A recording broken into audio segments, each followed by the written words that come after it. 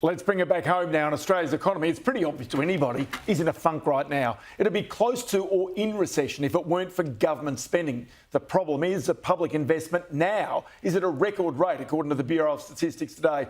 It's holding inflation higher for longer, which is forcing the Reserve Bank to also keep interest rates higher for longer. But after the GDP came in for the September quarter at just 0.3%, the annual rate of 0.8%, also much weaker than forecast, money markets, as Ed said, have brought forward their expectations of the first RBA rate cuts from May to April next year. Now, the heart of the economic problem is households. They continue to go backwards. GDP per capita, in other words, the amount of economic output per person, it's fallen for 7 straight quarters now. Households are in recession. That's almost 2 years. And that's despite tax cuts, energy bill support from governments and wage increases as well. What happened is that families used much of that money to pay down their mortgages a bit more quickly. You can see that in a tick up to the household savings ratio. And where people did have spare cash, well, they travelled overseas. That was up 9.9% for the quarter alone. Well, someone who's explained all of this economic funk to you for some time now is Warren Hogan, economic advisor at the small business lender Judo Bank, who joins me now. Warren, these numbers are a surprise, surely, to the government. They're about to go to an election.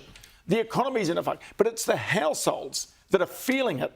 And you don't have to really tell anybody that households going backwards are unhappy households when it comes to politics. Well, they are, and it was surprising how weak consumption was in the quarter. That was a big part of the miss. It's not great for the government in terms of trying to portray how the economy's going. Government says no, wages are going up.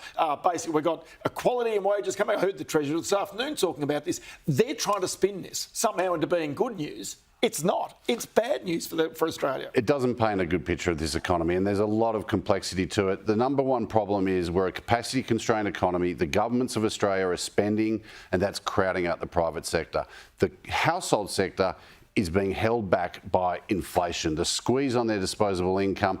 But the good news is there is signs of that improving in the quarter. Treasurer says inflation's coming down. All is good. We're working hard to bring down the inflation rate. Is it the government? I thought the government was actually the cause of the inflation rate because of record government spending, according to the Bureau of Stats today. We have record government spending. We've now surpassed, on the measures I used, the pandemic level highs.